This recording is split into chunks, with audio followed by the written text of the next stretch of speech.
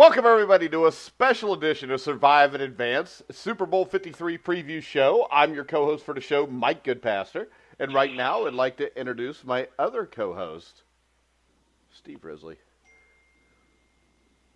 Mike, how you doing today? All right. How you doing, Steve? I'm having a great day. I mean, it's another day in Southern California. Hey, got a question for you real weather's quick. acceptable. We interviewed Rocky Bleier earlier today, and I that's would the like greatest for thing you in to the know world. that, well, I was going to bring something up, though.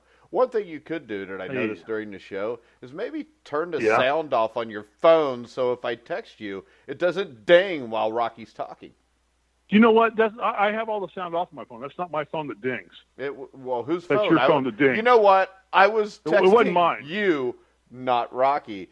Your phone dinged, so it was you. Next up, I would like to introduce a special guest Mike, who takes I have responsibility all phones. for what he does. Anthony Cervino. How you doing, Anthony? Doing good. How's it going, guys? All right. And, of course, we have the newest incarnation of Jimmy the Greek, only he's right most of the time. Help us welcome to the show from the Sheridan line, Bobby Sheridan. How you doing, Bobby? I'm here, and I'm doing great. Okay. Now, Steve, you want to tell us how it's 75 and sunny in Los Angeles today? It's always beautiful here in Los Angeles. You said it rained yesterday. It rained, yeah. All right. Super Bowl 53. This is supposed to be a preview show. So, what strikes you the most about this matchup, Anthony? You know, I like the way that the Patriots have been running the football. They've been pounding it with Sony Michel. They're getting Rex Burkhead touches. James White has 19 receptions in 2 playoff games so far. And when they run the ball the way they do, that opens everything else up. And even though Aaron Donald and Ndamukong Suh have been playing really well in the postseason, the Patriots won't stop committing to the run. I believe they will commit to the run even if they are getting stopped, just so it can open up the play-action pass. I think this is going to be a high-scoring game. All right. Steve, what intrigues you the most about this matchup? I think what intrigues me the most is the unknown about the Los Angeles Rams. I mean, I'm pulling for the Patriots because I kind of want to see the dynasty go on. But I'm telling you what, the more you get absorbed and involved in this whole thing, the more you look at the Rams and say, this is a team that can win this game. I mean, they can flat out beat New England. McVay is not a incapable coach. Goff has done his job. Gurley is as good as it gets. They have 2 defensive ends, Dominic Sue and Donald, that are playing fabulous. I mean, this is, yikes. It's like, I think the Rams are going to win this game a seizure. somehow. Go ahead. I know. I kind of am because now, I really, like I said, I live in L.A. I understand, and this city's going, all of a sudden the last 2 days, they've kind of gone apeshit bananas over the Rams in the last 2 days. You know, and I'm a Colts fan. Oh, and I've tried to be impartial here and say, that? Jesus, go ahead. Yeah, because I believe in my team. Anyway, I'm a Colts fan. the intriguing thing here is, I think the Rams are going to win this football game. I really do. Okay, so why don't you go ahead and hang up then, because that kind of kills the suspense of the show. Okay, whatever. Jeez. I just think you look at it pieces. You break it all down, and you go, where are the Patriots superior to the Rams? Coaching, Belichick's a goat. Belichick's a goat. Brady's a goat. I get that. You got 2 positions. The rest of it favors the Rams. I don't think so. And I'm telling you, and you got these idiot, as you want to call them, idiot referees who are going to make one bad call that could turn this game. And I think it's going to be that close. Well, they could make 9 or 10 bad calls to turn the game. And Bobby, right now, because of age, hang on, I'm not done. I'm not done.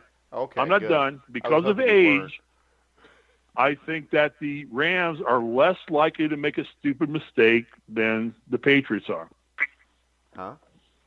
So you think I think that Belichick's a little full of himself. I think he's a little full. He's great, but he's done it so many times. You can get full of yourself in this process and think that I can't be beat. Brady can get in this process where I'm 40, I'm 41. You realize they lost I'm last going year in the Super Bowl, right? Yeah, I know, but okay. yeah, and yeah, I get that. But they were there. They were there again and again and again and again. I'm going to say it 9 times. I'm going to say I'll defer. But the Patriots probably are a little more full of themselves than the Rams are. The Rams are hungry.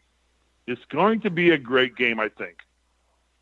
Now I'm done. Number 1, before we get to Bobby and his most intriguing part of this game, incapable is not a word. It's just not. Incapable. I said incapable. No, the Patriots. You said incapable. The Patriots were also outmatched against the Chiefs and the Chargers too. On paper, they were outmatched. You're right. Okay. But they're fallible. They're more fallible. I think absolutely are. They are. I think the Patriots are more fallible than the Rams are. All right, Bobby. Before Steve continues on, what do you think is the most intriguing matchup of this game? I think Steve is on the right path here, and I'll kind of dive in a little deeper. I'll dig deeper from where he was going. What intrigues me Are you having a seizure is 3 things. 3 things here. He's incapable of having a seizure. Sorry, Bobby. Go ahead. 3 things here, Mike. What intrigues me is what McVay is going to be able to dial up here on offense. I'm really waiting to see this because it's not going to be vanilla game plan. He's going to have a lot of good things for New England, number 1. Number 2, the 2 weeks to prepare has always been in Belichick's favor. And granted, he's won 5 of 8 Super Bowls, right? But the 2 weeks to prepare is actually going to help the Rams more in this game that's going to be played on Sunday. And number 3, I've been waiting for a long time for the Rams defense to win them a ball game. And here I just got through speaking about the offense and what I think they're capable of maybe doing on Sunday. I think actually the Rams defense is going to win them this game. And they are really match up well with those 2 guys on the inside there on the defensive line. And, the covering the New England is not like it used to be. You got the Edelman thing and you got the Gronkowski thing and they're running the ball, but, it's not really a difficult offense, I don't think, to defend. And the Rams are very capable of winning a game with their defense. And I think we're going to have a new star in L.A., Steve, after this game's over, and his name is Sean McVay. I think this. The thing that does for me most is the coaching matchup. But when I look at that coaching matchup, it has nothing to do with McVay. If they win this game, it's because of Wade Phillips. Wade Phillips is one of the greatest defensive coordinators in NFL history. What I expect happens here is they are going to come up, and I think with Edelman and Gronk's a little older, he's a little slower. I think the way to beat this team is to go up and rough up those wide receivers, even if you get a penalty from every now and then, and let your defensive line just take care of New England. I think New England has the best offensive line in football. Anybody else hear that noise? Yeah, I do. Yeah, I do. Hold on, we'll see if it goes away. Sounds like a chopper is flying over Steve's house. Probably DEA agents. Yeah, it went away on mine.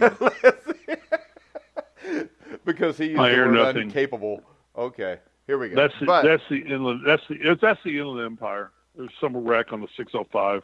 So what I think happens here is I think they come up and they bust up the receivers. They play the run very well because let's face it, the Patriots have Sony Michel, Rex Burkhead, guys like that. The Saints had Alvin Kamara, Mark Ingram.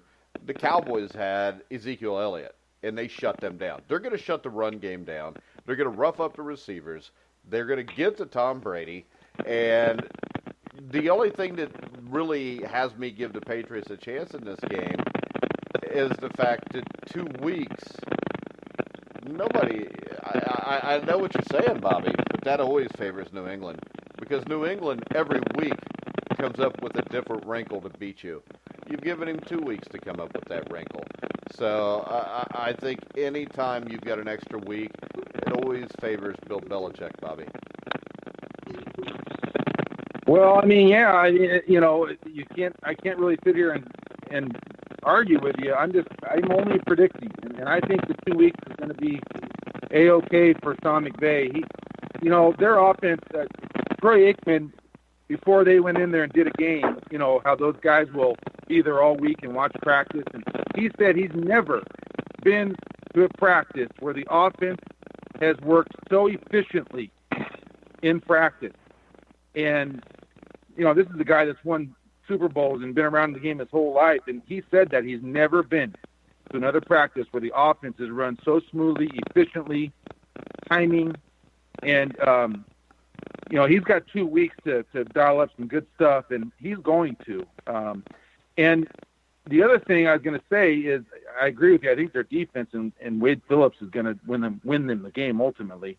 But the other thing I was going to say is, you know, that you know, a lot of pros are expecting Brady to throw for a lot more yards than what is predicted, and we'll go over that later.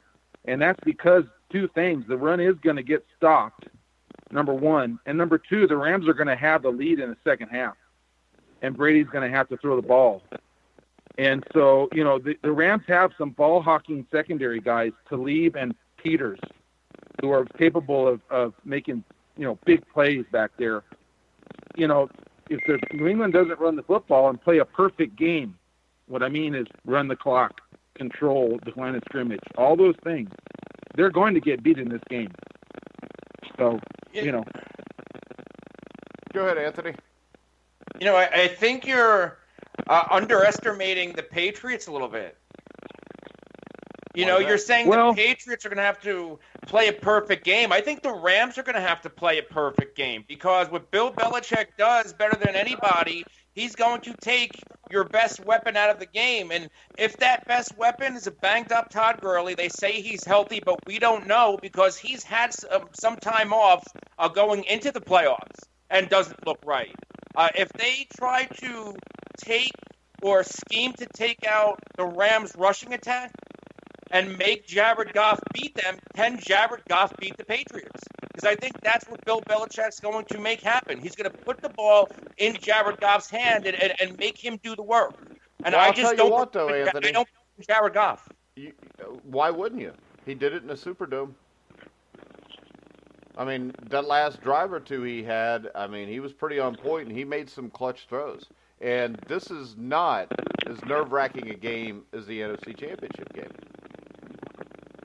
You know, you could almost, to your point, you can make a case that championship game was a more difficult game for him to play because it was in New Orleans. No, this is the thing.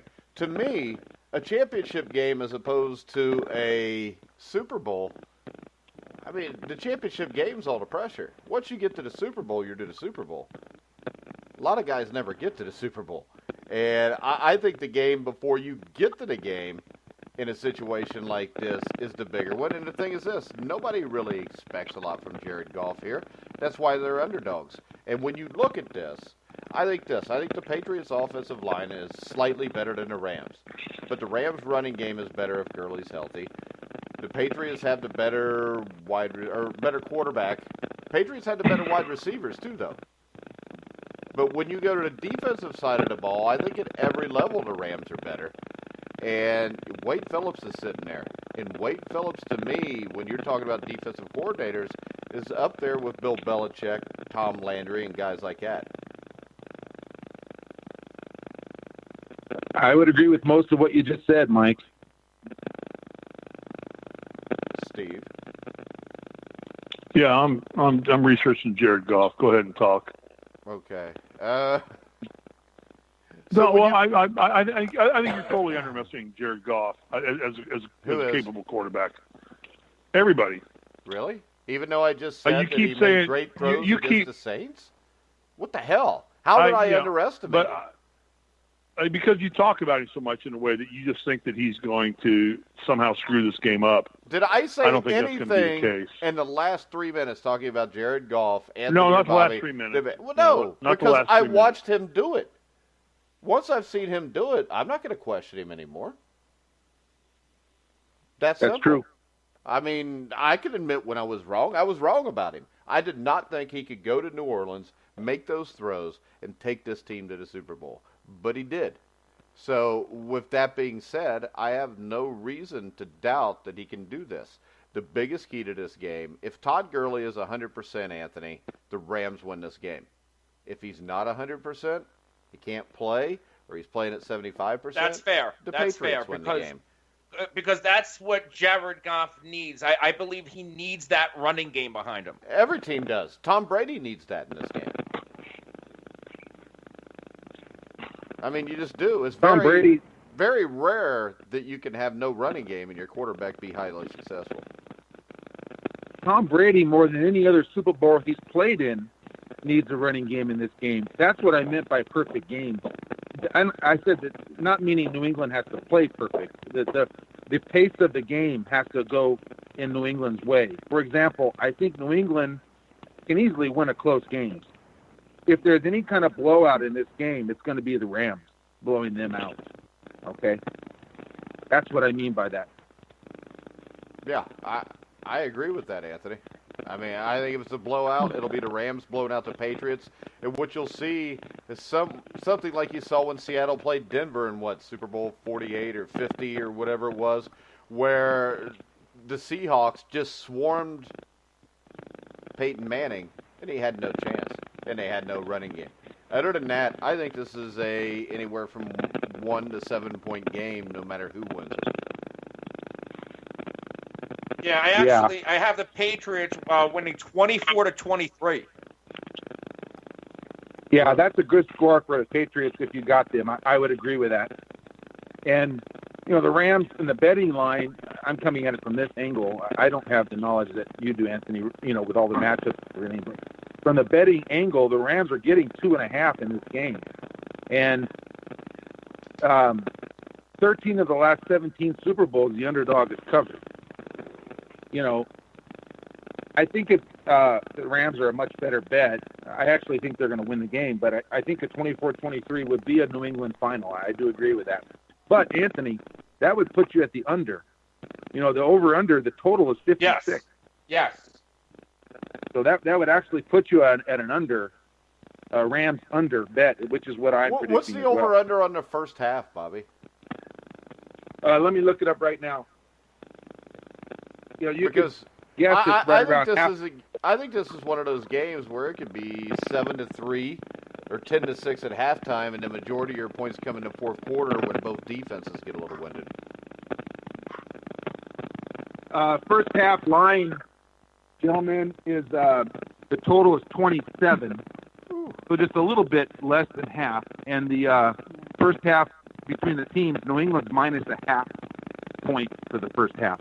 All right. Now, another key, I think, in this is special teams. And when you look at that, I don't think there's a better kicker in the NFL than Greg Zuerlein right now, Anthony.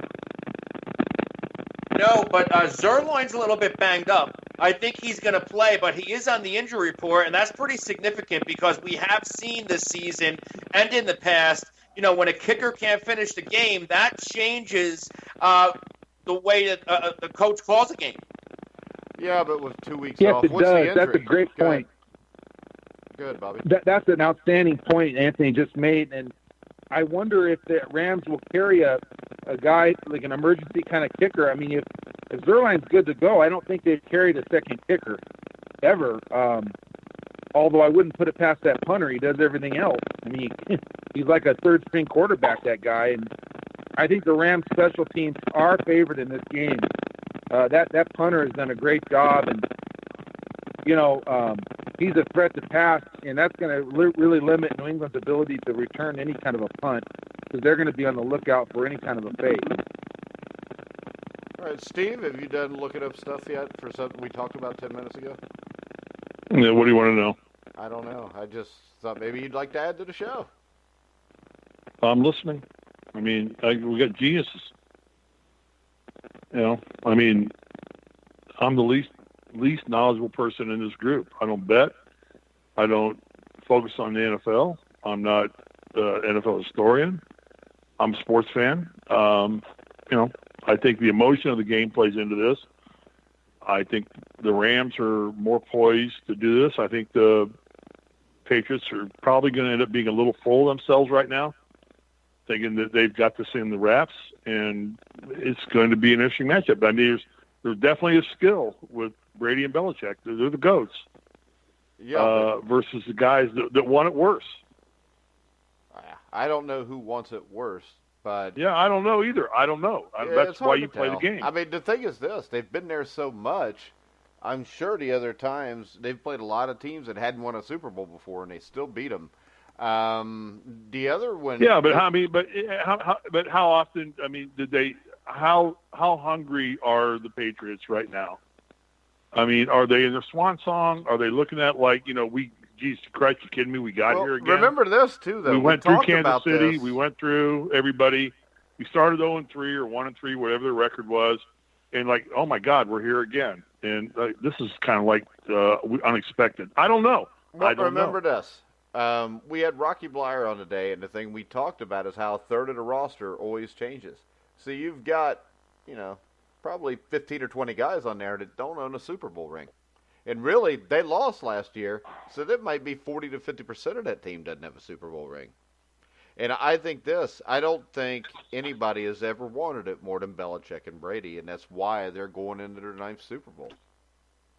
That's a great observation. I mean, yeah, that's 50% of it, in my opinion. You just got to see. Now, I mean, McVay is hungry. Goff is hungry. Gurley's hungry. They've got 2 outstanding defensive linemen that are going to pressure you. Brady's a master of stepping up in the pocket. It makes for a great theater, which is what you ultimately hope you get in the Super Bowl. Yeah, and along with great commercials. And the other thing, no, there's no great commercials anymore.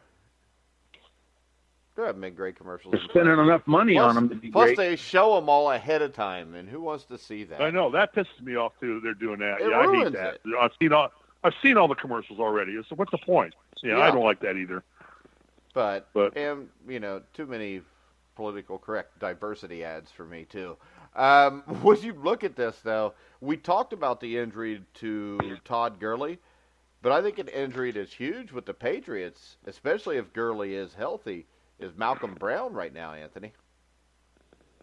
Yeah, I'm seeing that Brown is banged up. I don't know how severe it is, but I also am seeing that Danny Shelton could get some more playing time if Brown is limited or ruled out.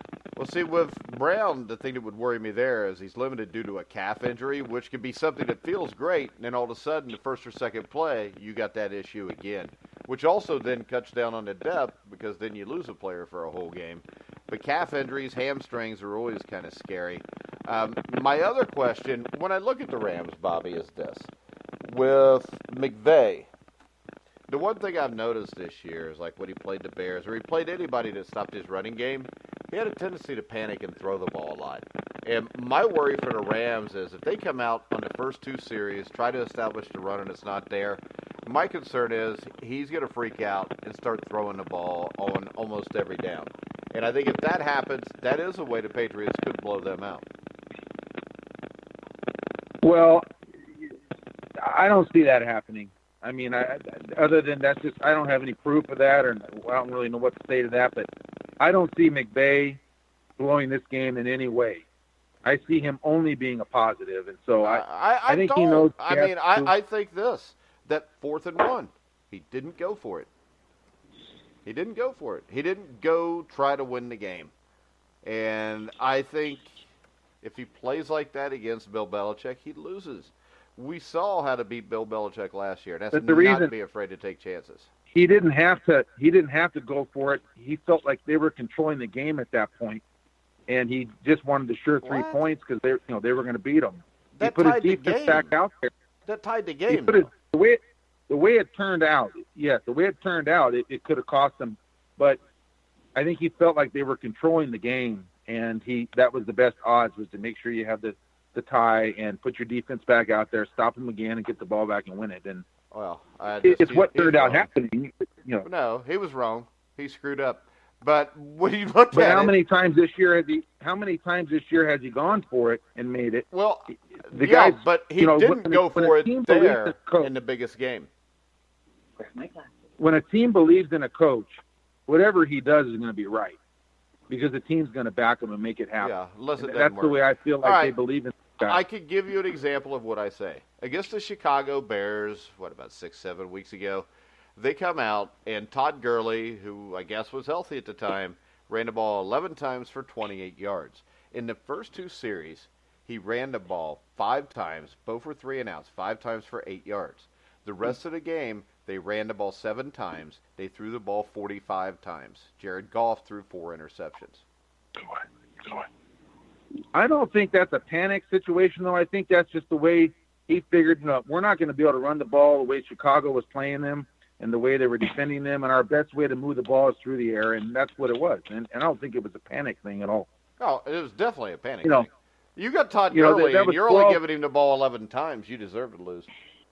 Well, that was 12-degree weather, and I just throw the game out. It's like a horse race, that the horse bumps at the brake. You just draw a line through the game. It doesn't matter. I mean, we're at the Super Bowl now, and the game doesn't matter. It cost them the home field advantage, but they went down there and beat them. So, history is the best gauge of what's going to happen in the future. And if you're betting games, you know that.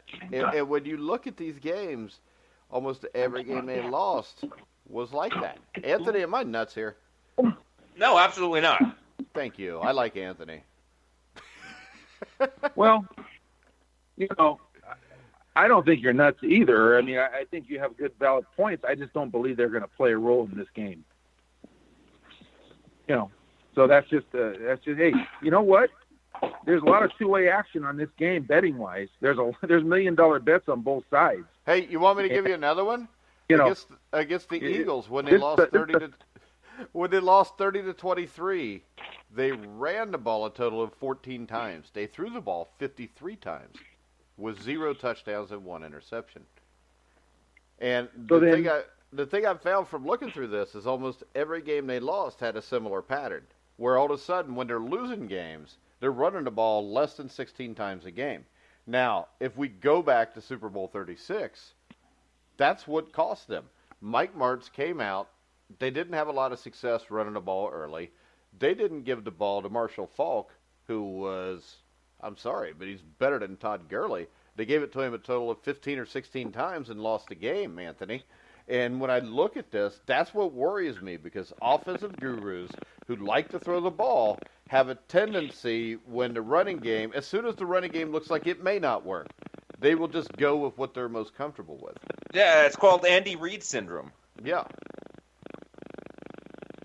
But there's definitely a pattern of Sean McVay kind of bailing on the running game when they're trailing. I think that's a big factor too, because when he bails, that usually means that they're in a trailing situation. If New England wins the coin toss, this might be one of those games where they want the ball on the first drive rather than deferring. Great call. Great point. Two great points in a row. Yeah, so when I look at this is why I think the game's a complete toss-up, Steve. There's so many things we don't know about the Rams that we do know about the Patriots. That's what makes the game so hard to call. I agree entirely. That's where I came from the very get-go. This whole thing is that we can predict the Patriots. We know how good they are. We know that Belichick's going to probably outsmart you. But McVay is innovative.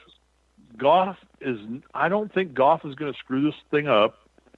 I think that there are other, and when you break down where they have common bonds, which is coaching and quarterbacks, the edge goes to New England by far. But everything else, the edge goes to the Rams. And it's like, God, all we got to do is Brady to have a bad moment or a bad day or get a bad call, or Belichick to go for it one time when he shouldn't go for it, and it changes the outcome. But I think the Rams will be ready to pounce, and I think they will pounce. And I just don't think the Rams are going to lose this game. I think whoever wins the Super Bowl is going to win this game.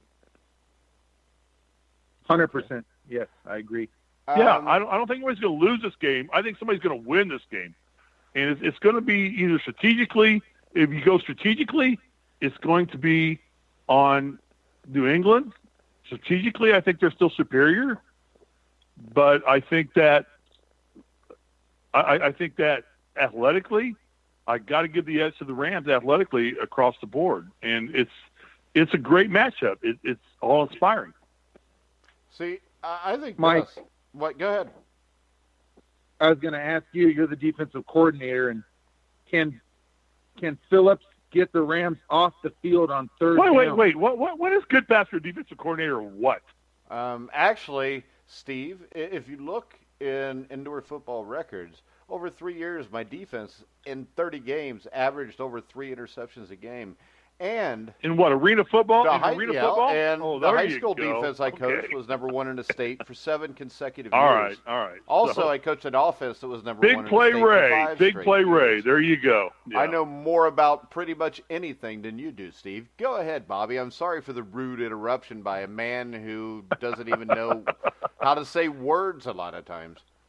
Hey, you know what the great thing was today? Wait. Here's the great thing today. We had Rocky Blyer on today, and it's phenomenal. I mean, my favorite non-sporting moment of my life was today, talking to Rocky Blyer. And we had 2 national champions on, and then we had Mike Goodpaster. So, yeah, there you go. Who has 6 rings, and you have 1. Once again, Bobby, go ahead. Well, I'll excuse Risley because he's a Hoosier. And so, bottom line is he can do no wrong. That's okay. I'm a Hoosier, too. So, but he was on the 81 national I was champion. born here. I wasn't born in You're not even Missouri. I wasn't even born in Indiana. I know. I was born in Waynesville, Missouri. He just lived in Indianapolis, and then he ran his happy ass to L.A. as soon as he could because he's soft. He's 60 years so old and true. he's soft. Oh, Bobby. No, he did that there, because buddy. he's smart. Bobby, you bet the big one there. I'm sorry. Goodpaster, touche, well played. Thank you, Stephen. Go ahead, Bobby. All right. What was your question? My question for Mike was, Brady, his passes to Edelman, can the Rams get off the field on third down? That's bottom line. Can they get off the field on third down? Well, that's what that's going to be a huge part. Yeah, that's because going to determine the game. New England's going to control the pace. They're going to run the clock. They're going to be able to keep this score down and play their, quote, what I considered their perfect game. And, can the Rams get off the field? And if they can, they're going to win the game. If they put Brady in a position where he's got to throw for a bunch of yards in the second half, that means they're in the winning position. Well, I think this. I think the key to playing defense against Tom Brady is to get pressure up the middle, which they got Donald and Sue. You got to be strong on the back end. They got guys that can come up and man press. And if you man press, it's going to make him hold the ball a little longer. It's going to take some of the quick stuff away from him. You get after him. You occasionally blitz him at the right time, sometimes even with a safety or a corner off the edge. And the reason you do that is this. If you are putting pressure on them, you get a holding call. Maybe that 3rd and 10 that he usually converts is all of a sudden 3rd and 20. Maybe you get a sack that all of a sudden you're 2nd and 17. You have to throw them off schedule somehow. Because if their third downs are 10 or less, they're probably going to get you just because he's going to figure that out. But pressure at his face, flush him out of the pocket, you win the game. If you don't, you lose. Mike, can I ask you a question? Can I ask you a question, Mike? Sure. Okay, and I think that the Rams are known for their defensive ends and coming out, the pressure from the outside. Yeah, they're known for and the most defensive of their blitzing. tackles. Okay, but doesn't most of the pressure. Correct, Anthony? I want to make sure I'm right. I only saw the Rams play 3 times. Yes. Yeah, okay. Because Donald's a defensive tackle, so Sue. So does all the pressure come from the ends? No. Or if you pressure up the middle. This is the thing. If you pressure a quarterback like Tom Brady from the ends, he's just going to step up, into the pocket and complete the pass. Because if you don't get the pressure up the middle, number one, you give him clean passing lanes. If you give him pressure up the middle, you take the clean passing lanes away. And then if you get pressure up the middle, those defensive ends can actually flare out a little deeper and come a little deeper upfield. And when he gets flushed, he's going to be flushed right into the defensive end, if that makes sense. Well, I just think that Brady's a master of stepping up into the pocket, and I didn't know if the better way to pressure him is to put the pressure up the middle of the pocket. And again, that's why I was referring to you guys. You have to put it up. Yeah, because if you do it on the ends, Brady's a master at working the pocket. Yeah. And if you give him that opportunity to work the pocket, I think you're dead, because he's got Gronk over the middle. He's got guys that Edelman that can do marvelous things over the middle of the field and short passes, and they'll beat you. They use their passing game as a running game, and better than anybody in the NFL does. Yes, sir. Yeah, and if you don't put the pressure on the Patriots up the middle, which is why I was asking, because I don't really know it like you guys do it, but what I'm seeing is if you don't do that, then you're not probably going to beat the Patriots, because Brady will beat you if you give him the ability to step up in the pocket and give him an extra second and get Edelman or get Gronk or find somebody open, whoever it is. I mean, whatever role player they have, that is generally what wins championships, are great role players. Now, see, my question about all this is this, and I'll take this to Anthony, and it comes off of what Steve says. I would think with that pressure coming up the middle, no matter how good your interior offensive line is, and New England's is really good, you've got Donald and Sue. They're going to get pressure. So I would think you would have to have a running back who could also chip on that a little bit and maybe help when somebody comes through. And the thing I've saw the last few weeks with Michelle, Rex Burkhead, I don't know that they have a running back that can really help in that situation. I think the go-to running back in that situation is probably James White. Yeah. Because Brady can always just dump the ball off to him. And to everybody's point about you have to attack the middle of the Rams defense. I think that's where you're going to beat them. They have two elite corners on the outside, and they have Nickel Roby-Coleman. If you remember, he had those strong comments and his hatred for Brady and the Patriots because he spent 4 years in Buffalo. That's a big matchup for Tom Brady to exploit, because the last time that they matched up, Gronk had a big game. And if you look back, I'm a fantasy football guy. I'm a props guy. The Los Angeles Rams gave up the 9th most fantasy points to tight ends, which means they gave up the 9th most production to the tight end position. I could see Gronk having a pretty big game. I like Edelman too. Yeah, Gronk is also going to play a big part in that running game, being able to block guys.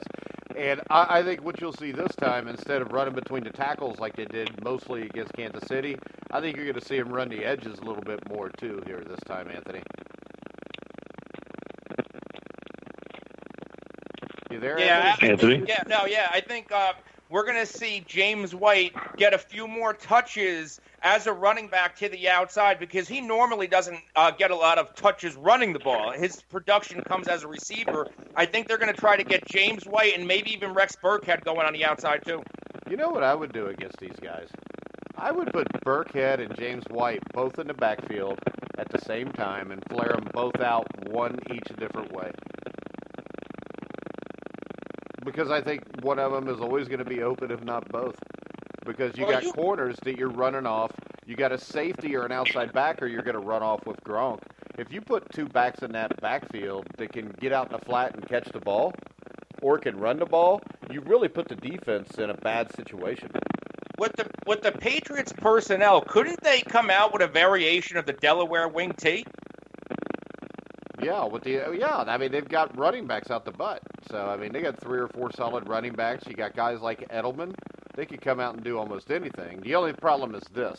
The Delaware wing T is not going to work, because Delaware wing T includes the guards pulling on almost every play, and then you would just line Sue and Donald up over both guards and then put them on the back hip and run them straight to the play, and they're going to run everything down from behind.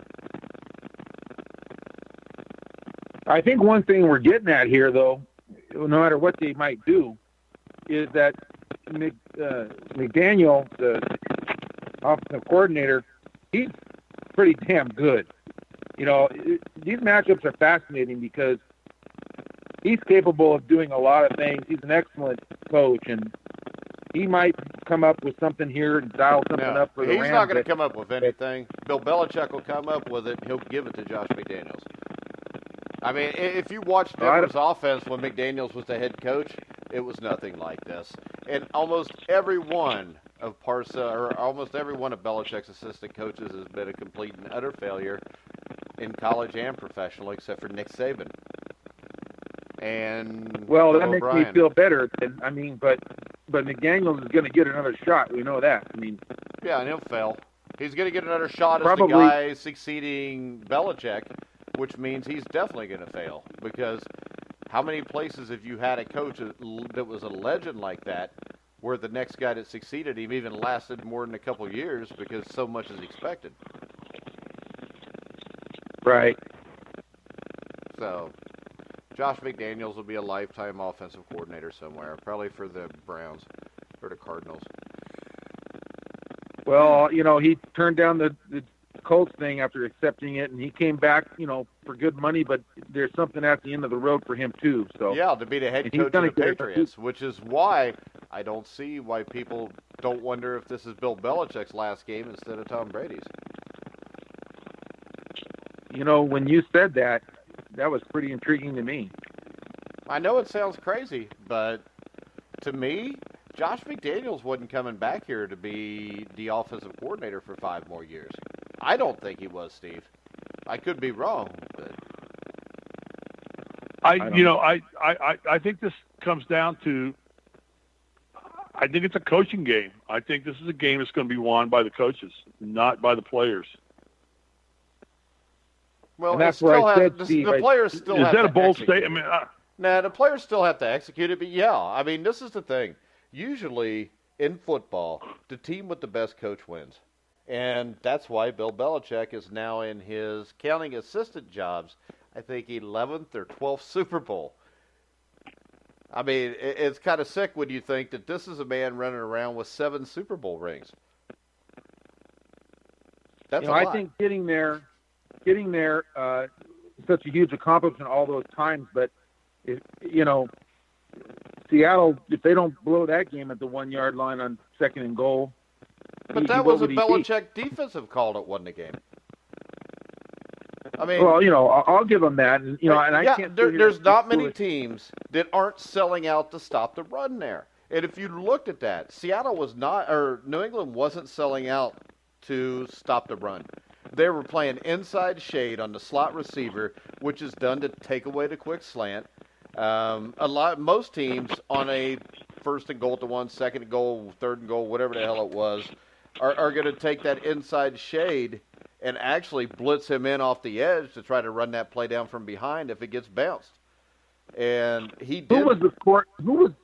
I do remember the player that intercepted that pass said that they went over that exact situation in practice. Yeah. I Belichick do remember that. took him over it. Quote. Yeah, Matt Patricia was the defensive coordinator, but once again, when Malcolm Butler said that, he said, in the timeout, Bill Belichick said, "Remember that play because that's what they're going to run." So right, and that is pretty awesome. But who was the offensive coordinator for Seattle at that Darryl time? Bevell. You guys? Darryl Bevell. Darren Bevell. Well, Darren Bevell. Respect him. I respect all those coaches. They're all fantastic. I wouldn't respect him. He sucks. That's what I'm saying. He's an idiot. That's what I'm saying. And he's not an idiot because of that. He's an idiot just because he sucks. I mean, most NFL coaches are there because of who they know. That's it. Well, I mean, I don't look at Matt Patricia. That's why I said there's going to be a new star in Los Angeles when this thing's over with. But I'll give you this. McVay. If he beats Belichick on Sunday and they look like I think they're going to look. Dude. That guy at 33 years old, and they're going into the new stadium, the Rams might have something really cooking there. They won't because Wade Phillips will retire. Okay. But here's a question for you, Anthony, or Bobby, or Mike. How much does the NFL want the LA Rams to be successful? Well, that's why you got to worry about a close game. I mean, They are you would love kidding it. me? This is the second largest TV market in the world. I mean, other than New York, what's bigger than Beijing. LA? Yeah, I don't know. I don't. Yeah, I'm pretty I sure don't know if we Beijing's capture bigger. those numbers. Yeah. We don't. Mike, the Grueling Truth doesn't play well in Beijing yet. Yes, it so does. We got all kinds going of dang listeners in Beijing. toy. Yeah. Hey, now see, we're never gonna have him, you racist. I'm sorry, I had to do that. That was cheesy. That was so cheesy. It was. It was something a 6-year-old it was. does in kindergarten. Yeah, I know, but it's like this is a big deal. You got the Olympics coming here in 2024. You got LeBron finishing out his career here. How much of this, and this kind of goes back a little bit, and I don't want to bring this up. To I the hate NFC because Mike's Championship going to go game. apeshit bananas. But the thing Yeah, is this. exactly. The This call, stuff the call, happens the call. all How much the of this time. plays into all this? I How can much tell you does this. this play into this, everybody? I can Let's tell you address this. that. Let's talk about the elephant in the room. This is the thing that gets me. All right. Super Bowl 23, Bengals Niners. There was a guy that worked on a Frito-Lay truck because those are the guys that really have all the inside scoop on pretty much everything. But he asked me if I was going to the game, and he said, you might as well not waste your time or your money because the bigger market always wins. And if you look in the history of professional football, that's usually true. Now, the times that's not true is when it's Seattle beats Peyton Manning because they blew them out so bad the officials couldn't have something to do with it. Super Bowl 40, and I think pretty much all officials suck, which is why games get screwed up. But you still cannot tell me that Super Bowl 40 wasn't fixed. It's in Detroit in front of all these Pittsburgh fans. Jerome Bettis is there, and it's the worst officiated game I've ever seen. There's at least 6 instances where the Seattle Seahawks got completely screwed, and any one of those 6 could have swung the game the other way, Anthony. I think this. You have a big corporation that basically can do whatever the hell they want and get away with it. I don't think it's completely implausible. I hope it's implausible, but I don't think it's implausible, Anthony. What's not implausible? You Anthony. confused me there a little bit. Jeez. Bobby, is that implausible? No, it's not implausible at all. That's every bar you go into on a Sunday and during the regular season, everybody's thinking what nobody wants to think on some of these calls at the end of the game. Because if you actually believe that, there's no use in even watching the game. No, because it's still fun to watch. But it's not if it's fixed. And people are, betting a lot of Mike money. makes a good point. Mike makes a good point here. Yeah, and we'll go back to Anthony.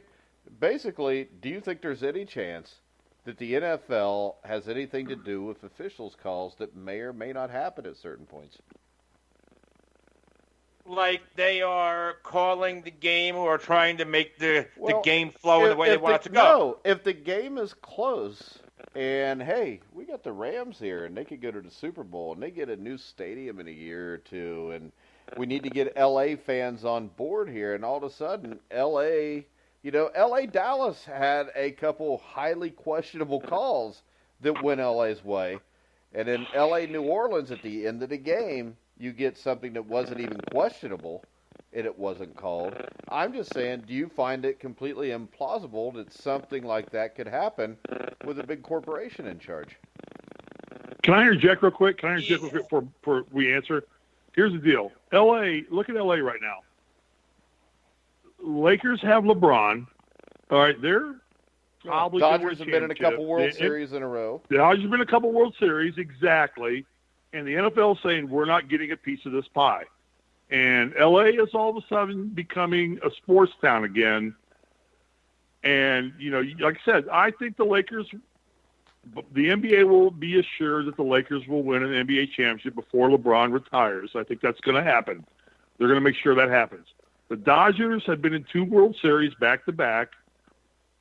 And now the Rams, they're building this, will end up being the state-of-the-art stadium in all of football. It's a massive undertaking. It will host 2 NFL teams, great teams, the Chargers and the Rams. And the NFL saying, we need to get a piece of this pie. Let's play conspiracy theory here for a minute and say, how does that play into this, and how close is the NFL to the XFL? Is Vince McMahon on the right track? Well, Hurricane Katrina. After that, Saints win the Super Bowl.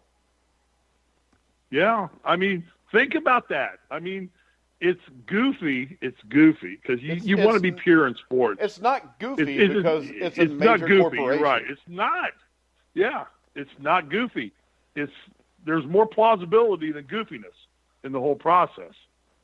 But you still don't want to believe it. You still want to think that, Steve. That's how I feel. I would like to believe that there is still some integrity left in the game. Integrity, right? Agreed. Because what you're implying that the NFL would do something, that's almost like, and I don't know if you guys follow professional wrestling, like the Montreal Screwjob, when Bret Hart was leaving the company and Vince was afraid he wasn't going to drop the belt and had the referee throw the match. Yeah.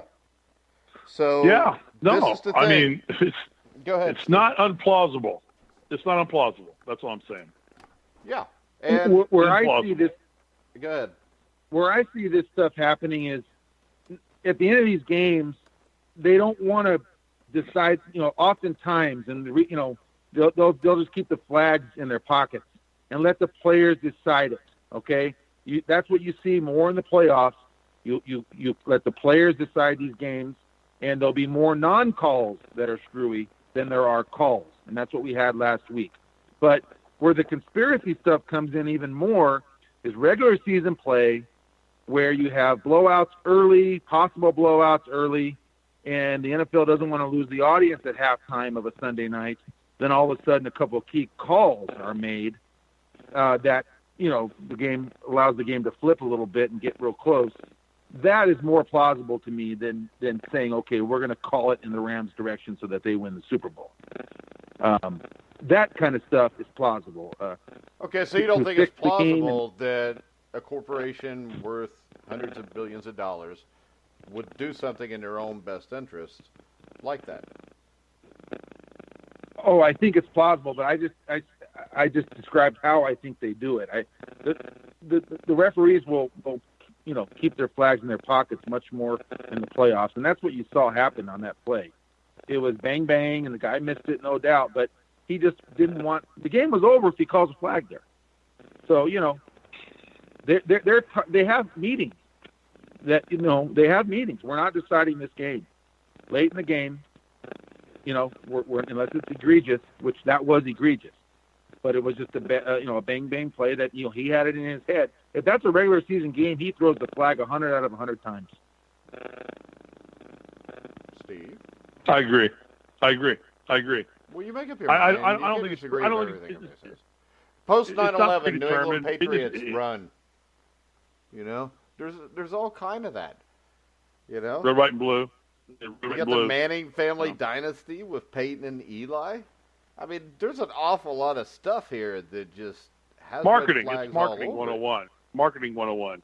What? I don't want to believe the NFL. That. It's fun to speculate it, but you don't want to believe it. The NFL can't make that catch that David Tyree made, though. I mean, that was the whole game. No, what I'm saying is this, though. No. If you have a chance to decide it, and if you watch that game, watch the whole game. There's a few questionable calls in there that at least put the Giants in position to be able to make that David Tyree play. Right. Very interesting. Very interesting. Yeah, it's all fun for conspiracy theory chatter. Helicopters are flying. Yeah, that's what. I just hope in the spirit of the game. Okay, have you ever heard of Dan Moldella? No, I have not. The agent? No, Dan Moldella, who wrote the book and listed over 70 NFL games that were fixed, most notably by Hall of Famers like Len Dawson. And the thing is, you could say it's bullshit, but the Rooney family, the Bidwell family, Mara family, all started as bookmakers. And basically, most of these guys, Bobby, that started the NFL were mobsters. I mean, the Rooney family was, Bidwell was, Mara was. I mean, and the other thing is this, and I'm just floating this out there because I love conspiracy theories anyways. But the NFL referees are part-time employees. There's a few full-time now, but they're part-time, right? And they made between $25,000. Well, they get paid full-time salaries. They all make $300,000 a year at least. Okay, wait a second, Steve. The minimum? Steve, no. NFL refs in 2013 made between $25,000 and $70,000 per game because they were part-time. I think now they're like $150,000 or $200,000. But why were that's they a full-time salary? Why were they $75,000 to $70,000? But this is the thing: if I make $200,000 after taxes, I'm making a little bit more than $100,000. I can be bought. Why just 5 or 6 years ago were NFL refs only making between $25,000 and $70,000? Well, I don't know. They negotiated a better deal. Well, because if I'm going to buy somebody and they're only making $25,000 to $70,000, it's a whole lot easier to buy them. As of 2009, the average salary of the NFL referee is $205,000 a year. He's really bad with zeros. He claimed the other day that I know. I screwed that up. Yes, I screwed that up. Yeah, I said $40 billion instead of $40 million. I made a mistake. I'm sorry. Okay, even at I've never dealt with that grand. many zeros in any paycheck I've ever gotten in my life. $205,000 is the average salary. You can be bought for that. In 2019 of an NFL referee who works 16 weeks. If they're lucky enough to move on to the playoffs, they work an additional 4 weeks. So at most, they're going to work 20 weeks for $205,000. That's less than half a year. But yes, most of them are lawyers. Hey, most of them are lawyers. Okay. Most of the NFL referees are probably lawyers, as Some of them are. vaguely remember. And which means they're probably pretty good at judicial process, due process. Yeah. They would have maybe not. I don't know. You don't know. But but you're right.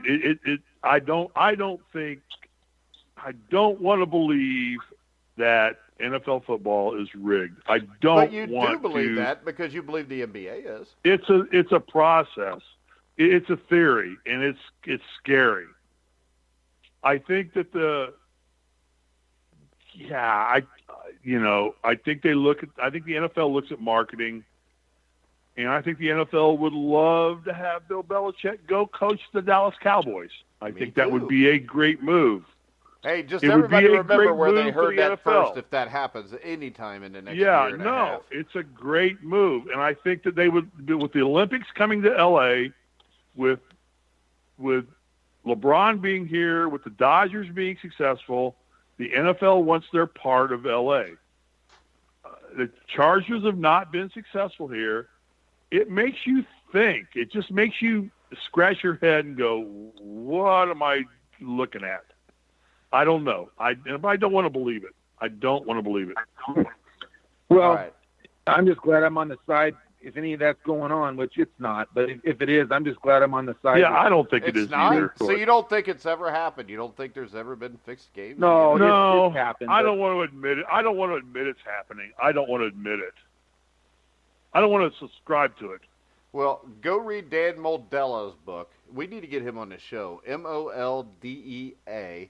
Yeah, actually, he worked for the FBI when the FBI investigated this and found all kind of fixed games back in the 60s and 70s. Yeah. So, it's actually it's an interesting book. So, all right. So back to it. Well, how about this? So do we all agree it's kind of Belichick? Do we think this is a coach's game? Is this kind of like a Knight versus Dean no, Smith? Because in '81 Knight, when I played, hang on.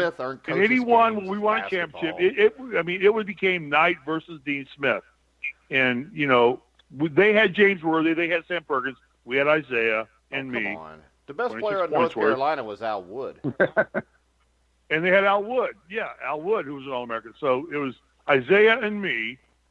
Yeah. Because Kitchell didn't play after the first 5 minutes of the game.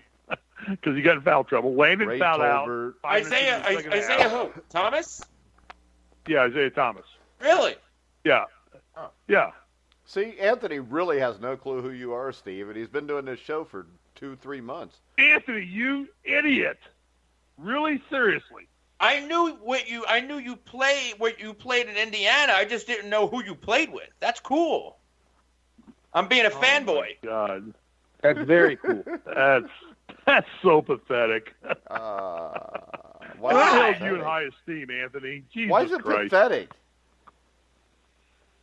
He likes man Everybody knows sports. that Isaiah Thomas got to play with me. Not. Oh, really? Did he? Shit. That's a That's headline Risley. somewhere, That's buddy. I really think that's awesome. Steve Risley, Isaiah Thomas once played with me.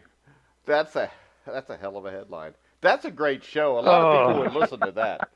You can explain to I'm gonna everybody. tell you what. I'm gonna tell you what, Anthony. I can tell you about a party we had in 1984 when we, and I won't because my 1984? wife's gonna walk in the door right now because she was there.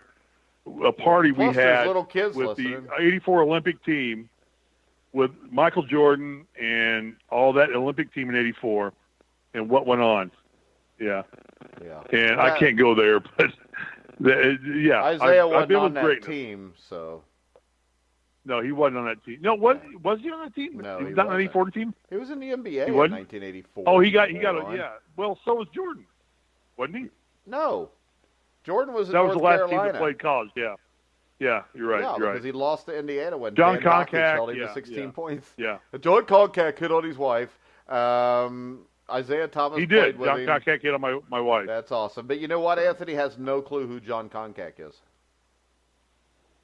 I don't Now, know. I'm not a big basketball guy like that, but I do know who Isaiah Thomas is. Most obviously. grown men aren't. Let's see. All right, let's go. Let's go to the Super Bowl odds. What are the 2 or 3 craziest prop bets out there, Bobby? Well, I don't know if they're the craziest, but let's run through. I'll be the question maker now, and you guys answer how you would answer a few of these, okay? Okay. The higher scoring half will be which half? The Second. first half or the second half? Second half is favored minus $1.50. Wow, if you're asking me, I would say the first half because I think that's when teams will be most offensive. I think in the second half they get in the prevent. Nah, And they second start- half. Okay, second yeah. half. You're wrong. Okay, All right, Anthony, what do you say? Yeah, First or I second? probably am wrong. Yeah, I probably am wrong. Yeah, I probably am. No, I'm an idiot. I admit Yeah, I'm an idiot. I know. I'm a fan. Anthony, what do you think? Yes. First or second? I think first. Hey, you're both nuts. Okay. If you take the first half, you'll get plus $1.30. Which means you bet 100, you'll win 130. The odds are in your better odds because the second half includes overtime. But okay, Exactly. next one. Will there be a lead change in the second half? The no is favored 150. The yes is plus 130. Will there be a lead change in the second half? I will say yes. Steve? You guys jump in. Anthony? I agree. Yes. Okay. What was the question? Oh, jeez. Will there That's be a 2-point conversion attempt? Yes I was or no? reading again. I'm sorry. I'm trying to keep up with you guys. Ever You since guys I are taught him geniuses. how to read, he won't stop. I know. You can't ever get smarter. You can never stop getting smarter in your life. What was the question? So I'll It give was, you an will intelligent- there Well, be the one a that you lead missed, change in the second half? Will there be Right. what? A lead change in the second half. Of course there will. Yeah, I believe so. Of course there will. All right. Okay. Will there be It's going to be a 2-point close game. conversion? Go ahead, Bobby. I'm sorry for the interruption. That's okay. And when I ask the question, anybody can jump in. Will there be a 2-point conversion attempt? Yes. Yes. Okay. If you like yes, you can get even money. The no is a slight favorite. Well, Steve didn't answer. New England What was the completions. question? Pay attention. New England completions over under 26.5. Over. Okay. New England completions over. Yeah, they use the short I don't passes think they're run going to be able to game. run the ball, so I think they're going to have to throw the ball. I think they're Yeah, going to throw it 40 to I 50 agree. times. Yeah. I Yeah, think it's they're- over yeah, also, I and I agree. think you're I think it's over because I think the Rams will have the lead in the second half and they'll be throwing more. If I was an Anthony guy that picks New England, I think I would pick the under on that. Yes. No, I agree. I agree with that. Right. Will Julian Edelman have a rushing attempt? This is even money either way. Yes. I agree. I think you will too. Will Tony Romo? Here's a crazy one. Will Tony Romo? Will there be a play that he predicts that results in a TD? Will Tony Romo predict a play that results in a TD? I could give less than a shit about Tony Romo, and I'm tired of hearing the crap about how he could be a coach because he guessed a couple plays on TV. There's an over-under prop bet of how many times Tony Romo will correctly predict a play of 7.5. You know what I would do? If I was Tony Romo, I'd go drop like $1 million on that and just not predict any plays during the game.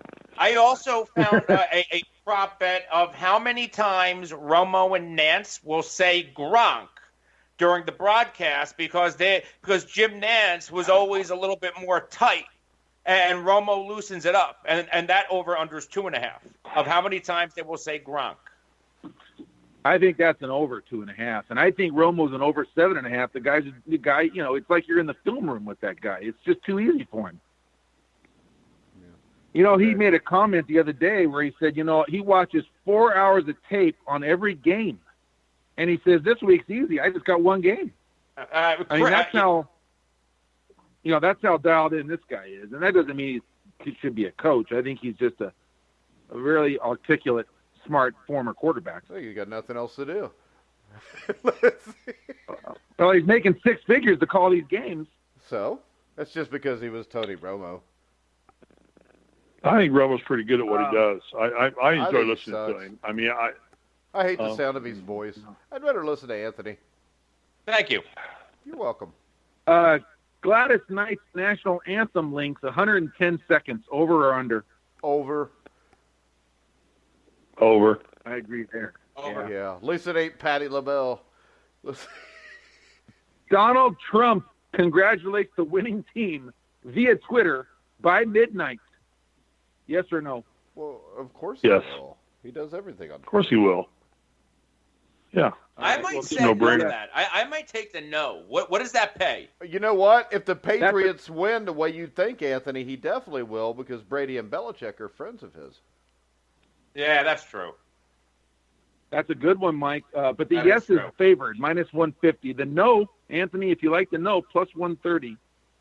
But he needs votes in L.A. too, so he needs to support the Rams too. Not really. He needs With the California Electoral votes. College, you don't need California. Go ahead. You know, I just registered to vote in California for the first time. I'm a registered voter in California now. Jeez. I'm thinking I'm worthless. No, I know. I say that. I'm like, the election's over before I'm going to vote. It's like I'm not going to get up at 5 a.m. in L.A., which is 10 o'clock everywhere else, or 8 o'clock, or some whatever time. I don't know. It's like I feel like my vote's worthless out here. You know what? I don't get to vote. This is I don't what get to gets vote for me. Dancing with the Stars. I don't get to vote with Dancing with the Stars. America's Got Talent because everything's predicated to the East Coast. You know the thing So that's bad? anytime. You know the thing that's really bad What? is today, Steve, we had on Rocky Blyer, who almost gave up his life for this what country. an honor. You were thanking him for it. And those guys are the ones that give you the ability to go vote. But yet, it's too big a hassle for Steve Risley. No, I'll go vote. I'm just saying. I'm going to feel. I'm going to feel the experience of what it's like to say. In Indiana, I felt that my vote counted because before Tom Brokaw or whoever It didn't count then either. The Republican declare a always winner. wins.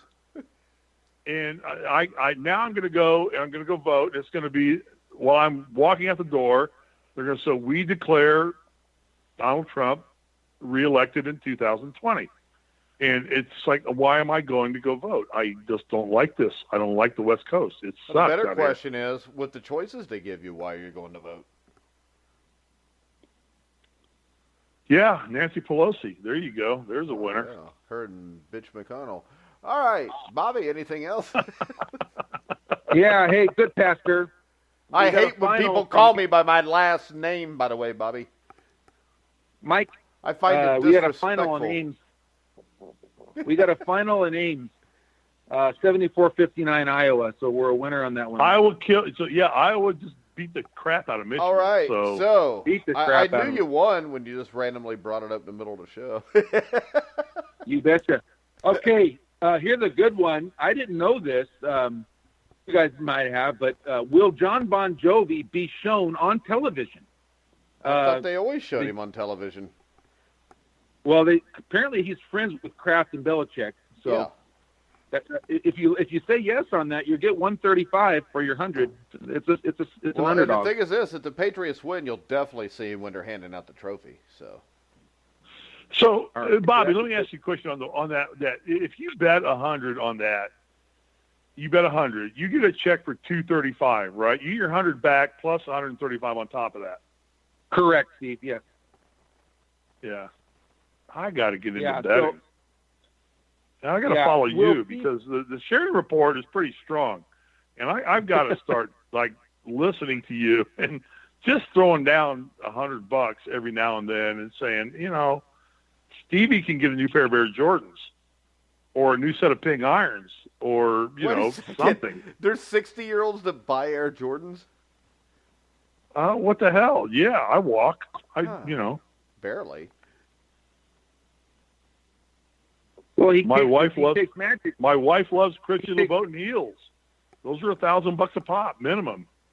Really? He takes Magic out for a walk at 10 o'clock at night in his Colts parka. I mean, picture this: 6'9" guy in the valley with a Colts. No, we don't do that in the valley. It's not safe. I'm figuring Steve's more like 6'6" now. He was 6'8" when he played, but the years have kind of knocked him down to about 6'6" is my guess. Yeah, whatever. What? All right. It's just a guess. Am I That's wrong? good. No, that's no, yeah, probably not. I didn't measure myself lately. I don't measure myself by height. I won't say anything to that. But there you Anthony, go. Yes. Anthony, will CBS show the replay of the missed pass interference call, Rams versus Saints? Will they show it? Yes. Yeah, I think that absolutely will. Absolutely will. Okay. Yeah, that will be As soon as there's a bad call, that'll be running. That'll be No All right. doubt. Well, you have to $120 will win you 100 on that. But a friend of mine that I know is pretty good on these props, he said no because it took Roger Goodell 10 days to address the issue, so he doesn't want it shown on the air. Wouldn't surprise me. That was a strategy. That was a strategy on his part, hoping it would die and go away. Yeah, I mean, that's the NFL's policy. They don't want people to know it was fixed. Go ahead. Well, here's one that I couldn't answer, but maybe we got a Maroon 5 fan here between us God, four. we don't. I would rather see the New Kids on the Block. I would rather see 57, midgets from Tijuana scratch a blackboard than I would watch Maroon 5. Okay, Maroon 5's first song at halftime will be what? And I don't follow them. I don't know a Maroon 5 song. Anthony, you're younger than me. No, what's a Maroon 5 song? What's the song they did with the wedding video where they went around to weddings, started popping up in weddings? I'm not sure. They had a great music video with that. That was a great song. But my buddy did some. It was a great My song. buddy did some analyzing of this, and he said that the first song will be "What Lovers Do," because they've opened up their last 41 concerts with that song. Okay, that's probably going to be What it. Lovers That's a good Do. bet. I don't know if I've ever heard a Maroon 5 song. Oh, you probably You know heard what? people who were singing it. I do that every time. I'm trying to tell you, like, I can't tell you one Taylor Swift song that I know of, but I'm sure if I listen to it, I'll say, yeah, I've heard that song before, but I cannot I name don't one know Taylor that I Swift song. will, because that's like a boy band. I'm not big on boy bands. Well, it's a metaphor for any other than the Beatles, the Stones, I think your Bee first song will Gees, be Girls Like You. I don't know. I just looked it up, and that's the first song that came up. I want to see Cyndi Lauper. Girls just want to have fun. I'd rather see Bon Jovi perform at halftime. Yeah. I think they've already done it before, but I would still. Give me Metallica at halftime. That's a halftime show. Why don't we do that? Why don't we just do Metallica or, some hard rock band. Metallica, Megadeth. Play a little Symphony of Megadeth Destruction at halftime. That'll be good family fun. Okay, let's get back to a couple football ones. Chris Hogan, over under 3 receptions. Over, because they're going to throw the ball 50 times. Okay. Brandon Cooks for the Rams, over under 71.5 receiving yards. Under. Over. I agree with Anthony. I think that's over. And on Hogan, I would go under there because I actually like Philip Dorsett to have a pretty big game. If it's going to be a secondary receiver like Hogan or Dorsett, I like Dorsett. He's scored a touchdown in 3 straight games dating back to week 17. Can I get my opinion? I think that the Patriots are going to focus on Brandon, and I think they're going to shut him down. I think it's going to be a Gurley versus Brady running back matchup. I think you're going to see Gurley get most of the passing yards. I think you're going to throw under, and they're going to play New England's game. I think that McVay is smart enough to do that and figure out we're going to beat you at your own game, and I think that's going to happen. He's going to say, I'm not going to try and I'm just going to beat your own game because I got younger talent, better talent across the board. That's what I think is going to happen. So I think Gurley's going to get the bulk of the yardage. There could be a couple big plays. So but I think it's going to be on Gurley. All right, you got one more for us, Bobby, if before he's we healthy. wrap it up? I want to do one more, and just give me a second. I'm pulling it up right now. I waited too long, and it logged me out. But there's a good one. I want to talk about the Super Bowl MVP odds to finish off. And just give me one moment. I'm pulling it up. Probably 10 seconds is all I need. Super Bowl MVP. 9 of the last 12 MVPs have been the quarterbacks. So we know that Goff and Brady are favored. But who would we pick other than those two? Brady's minus Donald and Sue. Did they give Donald and Sue as co-MVPs? Here's your odds outside of Tom Brady and Goff. You got Gurley at 8-1, Aaron Donald at 12-1. Okay, then a couple Patriots. Edelman is 12-1. Sony Michel 5.5-1. Kind of interesting there, guys. He's picked as the next choice, actually behind the quarterbacks. He's the lowest odds. Sony Michel. James White, maybe for Anthony, plus 16-1, especially if he gets going, running the ball more. C.J. Anderson, 12-1. Cooks, 15-1. Here's one that's interesting. Talib at 6,000, to 1, which is the 60-1 shot. Plus 6,000 is 60-1. Larry Brown was in the right place at the right time, got a couple picks. Talib is capable, especially with the New England's trailing, of making a couple plays. Zerline, 45-1. If he kicks 3-4 field goals, could happen. What odds do you guys like there out of all the names I said? Did they give a co-MVP of Sue and Donald? That would be tremendous. Donald is 12-1, and Dominican Sue is 45-1. So that, I don't know that you could pick a co, but you can just take them both for $10. There's been co in Super Bowls before. Anthony's a Cowboy fan. He knows that. Super Bowl 12, they gave it to who did they give it to in Super Bowl 12? Was it Hollywood Henderson and Super Bowl 12? I thought it was was it Randy White and Ed Too Tall Jones? I got to look that up. Me too. I'll do it right now. And we won't talk about it again if I was wrong. All right. I don't think that this is a defensive. I think this is the defense will win this game, but won't be the star of this game. Okay. I think this will be a quarterback, or it will be Edelman or Todd Gurley. I think those are your 4 candidates. I think Brady, with the Rams, it's going to be those 2 guys in the middle as co-MVPs. But I don't think the defense will. I think defense will neutralize each other, and it will become upon offensive plays that will win this game. I don't think it'll be defensive plays that will win this game. Therefore, I think you rule out Dominican Sue and Donald. I think the defense will just neutralize itself. I don't think so, And because I think the hold- only way Rams, Uh-huh. the only way Okay. the Rams win is to get after Brady. Right, but I still think it's going to be a big play. A big play is going to determine this game, is what I think, and that's going to determine your MVP. You can make big plays. I think a on big defense, play. too. There's one big play that's going to break this game apart from these two teams. All right, Steve, give us your final score. I got the Rams by 4. Bobby. I got the Rams by 14. Anthony. Okay.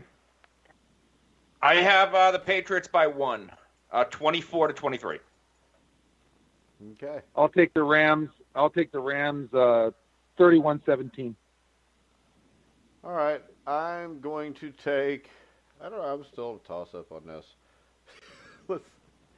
I'll go Patriots 28, Rams 27. So take the Rams into points and go under.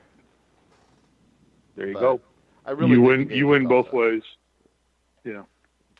That's Yeah, why you I win said 3 both ways points. there. Yeah, it's 4 points. It's a toss-up game. I think. Like I said, one big play is going to determine this game. I believe, offensively or defensively. Risley, Every game is something's going to determined by happen. 3 plays. Steve, Okay. what's Yeah. your score? You got Rams That's by fair. 4, but what's your score? Steve, what I are you think it's looking going at to be a low for score? scoring. I think it's a low scoring. I got 20-24. I think it's a low scoring game because I think the defenses are both strong. You know, you've got defensive coordinators that are strong. You got defensive players that are strong. I just don't think the defense is going to determine the game. It's going to control the game. And the offense is going to have to – one offense is going to make one bigger play than the other and make it a 4-point game.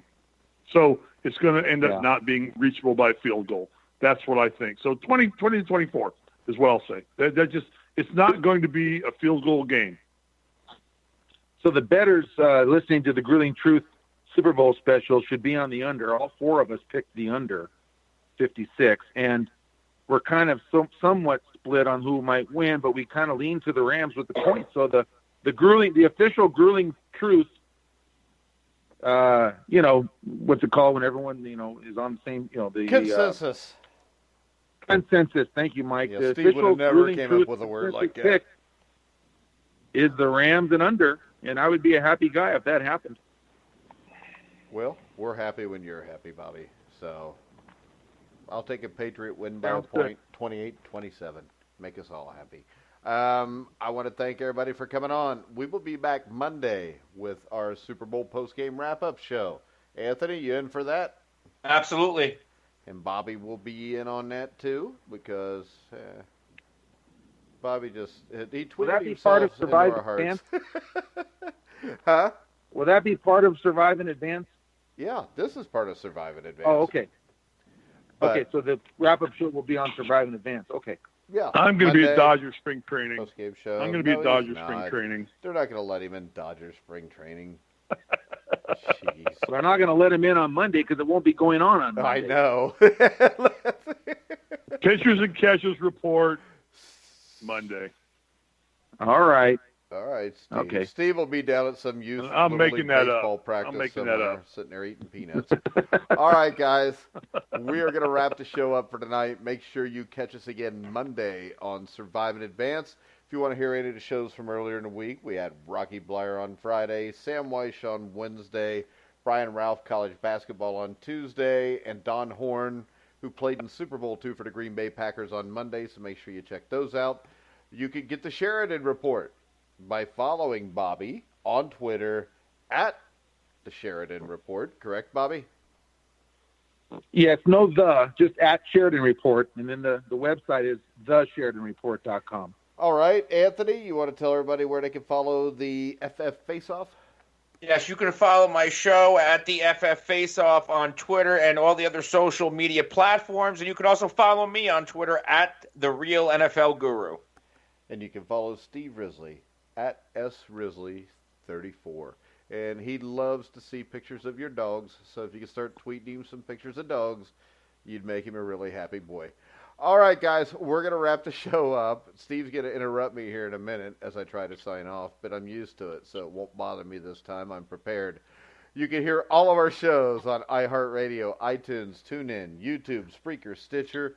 Wherever you find sports podcasts, you'll find The Grueling Truth.